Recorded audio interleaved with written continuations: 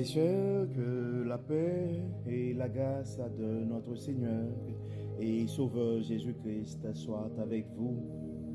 Ici est WH Redemption Ministries pour notre dévotion matinale pour ce jeudi 19 septembre 2024.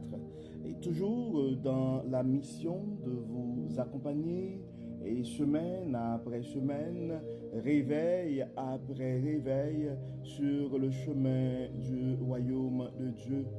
Car l'essentiel, frères et sœurs, est dans le royaume de Dieu.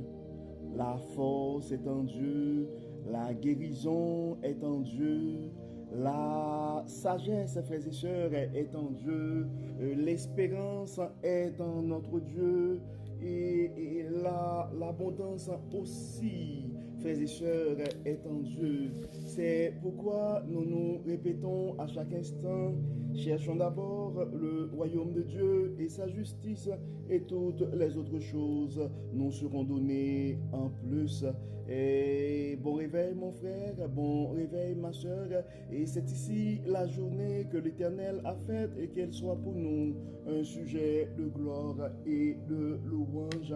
Que le nom de l'Éternel soit béni ce matin, et que le nom de l'Éternel soit glorifié, que le nom de l'Éternel soit exalté, que le nom de l'Éternel, à l'Éternel, soit la gloire ce matin, car notre Dieu nous a fait du bien.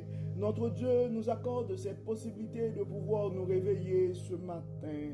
Dieu clément, Dieu bon, Dieu miséricordieux, nous sommes reconnaissants ce matin car tu nous as fait du bien. Nous pouvons crier ce matin, non pas à nous Éternel, non pas à nous, mais à ton nom donne gloire à cause de ta bonté, à cause de ta fidélité. Oui, Ebenezer, Ebenezer, jusqu'ici l'Éternel nous a secourus.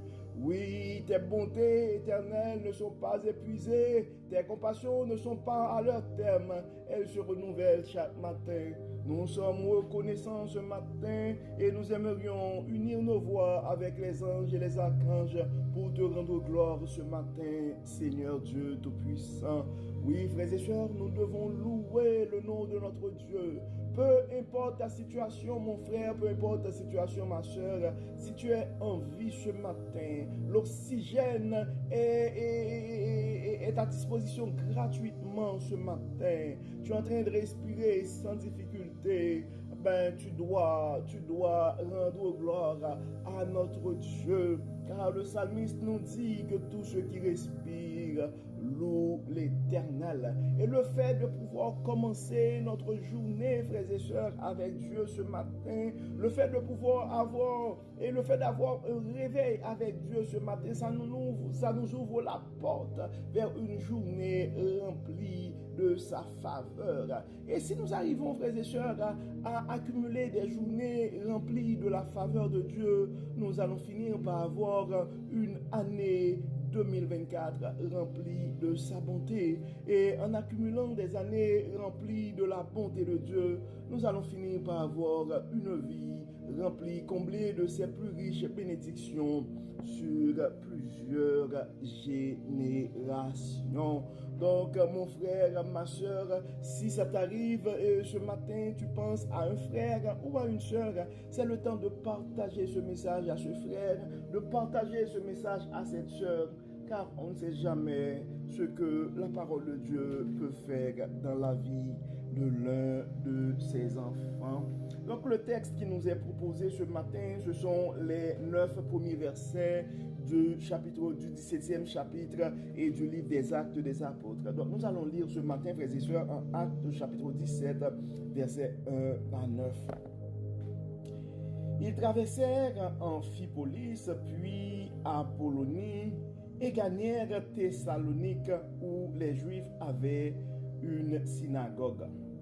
Selon son habitude, Paul s'y rendit, et pendant 3 sabbats, il discuta avec eux sur les Écritures. Il les leur expliquait et leur démontrait que, d'après elles, le Messie devait mourir puis ressusciter. Le Messie, disait-il, n'est autre que Jésus que je vous annonce. Quelques Juifs furent convaincus et se joignirent à Paul et Silas, ainsi que grand nombre de non-juifs qui adoraient Dieu et plusieurs femmes de la haute société. Mais les autres Juifs jaloux recrutèrent quelques voyous trouvés dans les rues et provoquèrent des attroupements et du tumulte dans la ville. Ils firent irruption dans la maison de Jason pour y chercher Paul et Silas qu'ils voulaient traduire devant l'assemblée du peuple. Mais ils ne les trouvèrent pas. Alors ils emmenèrent Jason et quelques frères devant les magistrats de la ville. Ces individus, criaient-ils, ont mis le monde entier sans dessus. Et maintenant, ils sont ici. Jason les a reçus chez lui et ils agissent tous contre les édits de César, car ils prétendent qu'il y a un autre roi nommé Jésus. Ces paroles émurent la foule et les magistrats. Ceux-ci ne relâchèrent Jason et les autres croyants qu'après avoir obtenu d'eux le versement d'une caution. Nous venons de lire, frères et sœurs, le texte que nous trouvons en Actes chapitre 17, versets 1 à 8. Nous avons lu pour vous, comme d'habitude, la Bible du semeur ce matin. Et le titre que nous avons pour ce texte, c'est « Opposition des Juifs à Thessalonique ». Donc, Jésus-Christ, frères et sœurs, était clair à ses disciples pour dire que si quelqu'un veut venir après moi, qu'il renonce à lui-même et qu'il se charge de sa croix. Et ensuite, il a dit vous aurez des tribulations dans le monde, mais prenez courage, j'ai vécu le monde. Donc nous avons vu, frères et sœurs, la conversion de Pierre et de Paul. Et hier, on a vu que Paul et Silas ont été en prison. Et on voit que par rapport à son ministère, Paul, il prenait le temps pour discuter avec des juifs et des non-juifs aussi, pour les expliquer que Jésus c'est le Messie, pour les expliquer la parole, tout ça. Mais une fois ces choses arrivent, on dit quelques juifs furent convaincus et se rejoignirent à Paul et Silas, ainsi que grand nombre de non-juifs qui adoraient Dieu et plusieurs femmes de la haute société. En fait, on voit dans le verset 4, donc que Paul et Silas commencèrent à avoir du succès dans la prédication. Dans le verset 5, ça dit « Mais les autres Juifs jaloux recrutèrent quelques voyous trouvés dans les rues et provoquèrent des attroupements et du tumulte dans la ville. » Donc, nous, en fait, frères et sœurs, nous devons comprendre que même si notre zèle dans le ministère, ou quand Dieu nous utilise pour faire des choses pour sa gloire, malheureusement, ça pourrait arriver même au niveau des religieux, même au niveau des gens de l'église, ça pourrait provoquer de la jalousie, ça pourrait provoquer du mécontentement et ça pourrait vous mettre dans un certain sens dans le trouble. Les attaques vont venir.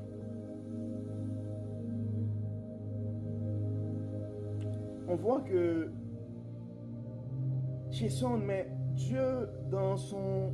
Des fois, probablement, les attaques pourraient venir, mais pas parce que vous êtes la personne qui porte le message, mais le fait d'aider et le fait d'accueillir l'homme de Dieu chez vous pourrait déjà vous causer des troubles. On voit l'exemple avec Jason, on voit que, et ça dit, des voyous dans le verset, si on va dans le verset 5, la deuxième partie. Donc, ça dit, mais les autres juifs jaloux recrutèrent quelques voyous trouvés dans les rues et provoquèrent des attroupements et des tumultes dans la ville. Deuxième partie du verset. Ils firent irruption dans la maison de Jason, et selon pour y chercher Paul et Silas, qu'ils voulaient traduire devant l'assemblée du peuple. Mais ils ne les trouvèrent pas. Alors ils emmenèrent Jason et quelques frères devant les magistrats de la ville. Et ça disait quoi, frères et sœurs? Ces individus criaient-ils ont mis le monde entier sans dessous, et maintenant ils sont ici. Jason les a reçus chez lui et ils agissent tous contre les édits de César, car ils prétendent qu'il y a un autre roi nommé Jésus. Des fois, quand Dieu nous envoie le Saint-Esprit, et ça pourrait arriver, frères et sœurs, que notre prédication, que nos enseignements, que les choses que nous cultivons, et ça ce sont des choses qui vont remettre en question le statu quo, ce sont des choses qui vont remettre en question des façons de faire et des habitudes, disons, et ce sont des choses qui pourraient remettre en question les autorités établies, des pratiques de certaines autorités établies. Donc, et quand ces choses arrivent, frères et sœurs, ça pourrait causer la frustration et ça pourrait nous causer des persécutions. Et quand ça arrive, donc le trouble pourrait arriver dans nos vies. Et on dit, ces paroles émurent la foule et les magistrats, ceux-ci ne relâchèrent Jason et les autres croyants qu'après avoir détenu d'eux le versement d'une caution. Je ne sais pas ce que le fait de te lancer dans le ministère, mon frère, ça va coûter. Le fait de prendre au sérieux ton parcours sur le chemin du royaume, et mon frère ou ma soeur, ça pourrait te coûter quelque chose. Mais tu dois comprendre que avec notre Dieu, il n'y a pas un prix trop élevé à payer. Car la parole nous dit clairement, que sert-il à un homme de gagner tout le monde s'il perd son âme? Donc, et la parole, Jésus-Christ nous l'a dit aussi, celui qui veut sauver sa vie, va la perdre. Mais celui qui est prêt à donner sa vie et pour le Seigneur, va avoir la vie abondamment. Donc, frères et sœurs, des fois, dans notre parcours sur le chemin du royaume, et nous probablement nous allons faire face à des obstacles, à de l'opposition. Mais il y a une chose que nous devons comprendre face à ces oppositions, ce n'est pas à nous de combattre, le combat est à Dieu. Donc, et laissons à Dieu le soin de prendre soin et de ceux qui nous attaquent. Laissons à Dieu de s'occuper de l'opposition. Restons à l'écoute du Saint-Esprit et faisons exactement ce que le Saint-Esprit nous indique, frères et sœurs. Parce que, comme nous l'avions dit depuis, et nous n'arrêtons pas de le dire depuis et la semaine dernière, nous sommes des missionnaires et nous ne sommes que des messagers. C'est pourquoi nous devons rester en prière. Nous devons nous efforcer pour avoir une vie de prière, pour rester à l'écoute du Saint-Esprit afin que nos œuvres soient vraiment des œuvres de l'Esprit. Et une fois nous sommes inspirés par l'Esprit, les attaques peuvent venir, et les attaques peuvent venir, les oppositions peuvent arriver, mais par la puissance de l'Esprit qui est en nous, frères et sœurs, par la puissance de l'Esprit qui est en nous, nous allons avoir la victoire, car la victoire est à Dieu. La victoire est à Dieu. Nous servons le Dieu puissant, le Dieu de toute victoire, le Dieu que la mort n'a pas pu garder dans le tombeau. Oui, le Jésus ressuscité n'abandonne jamais ses enfants. C'est pourquoi à son départ, il nous envoie le Saint-Esprit car le Saint-Esprit qui est la force et de Dieu en nous va nous aider à affronter les attaques, à affronter les oppositions. Donc, comme d'habitude, frères et sœurs, nous allons prier et ce matin et nous allons remercier Dieu pour la parole. Nous allons intercéder aussi pour nos frères et sœurs qui sont malades, qui ont des soucis de santé. Et nous avons une requête spéciale ce matin que nous avons reçue de notre sœur Muriel Lecomte qui nous demande de prier pour une sœur et qui doit subir une deuxième fois une opération chirurgicale et pour ses yeux.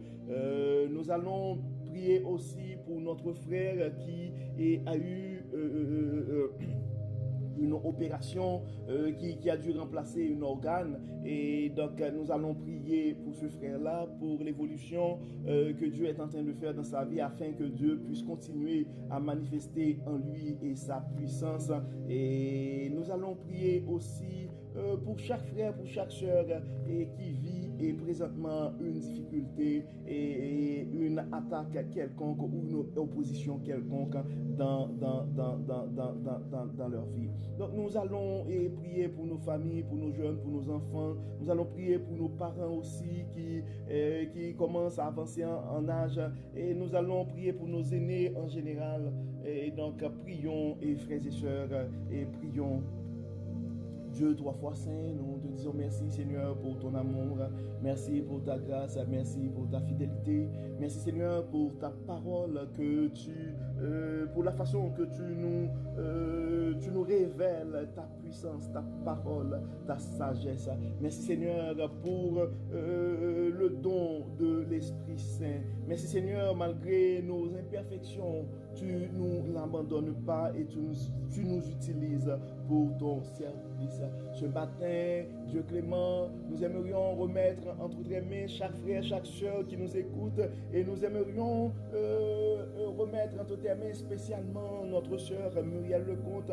Tu la connais, Dieu clément, là où elle est depuis quelques années. Elle vit avec un cancer, mais malgré tout, par ta puissance, tu la gardes en vie et tu gardes ton amour, ta parole dans son cœur.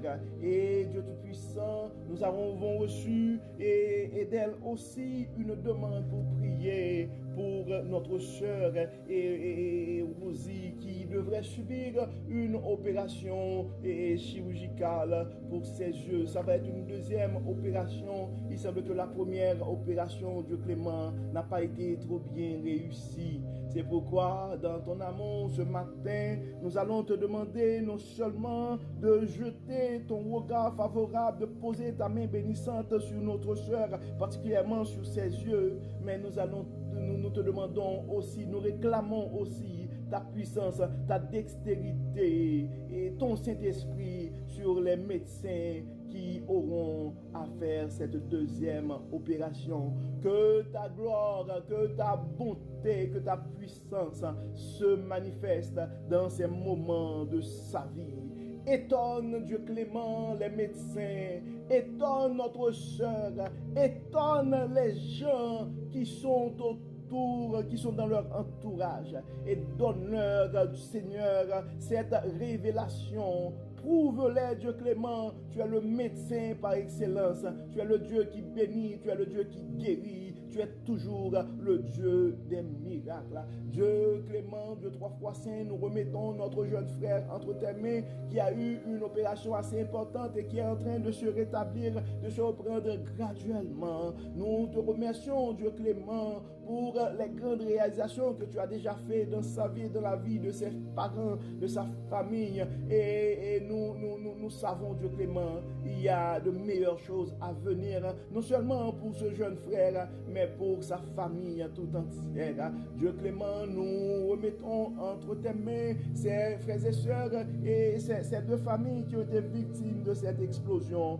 Nous te demandons, Dieu clément, de continuer à les toucher, de continuer à manifester ta puissance dans leur vie. Nous remettons entre tes mains et aussi la famille de cette jeune sœur et qui qui n'a pas pu survécu, Dieu clément, et un cancer. Et aujourd'hui, ce sont ses funérailles. Nous te demandons, Seigneur, Dieu de toute consolation, de consoler ses frères et ses sœurs qui sont en train de pleurer le départ de cette jeune sœur.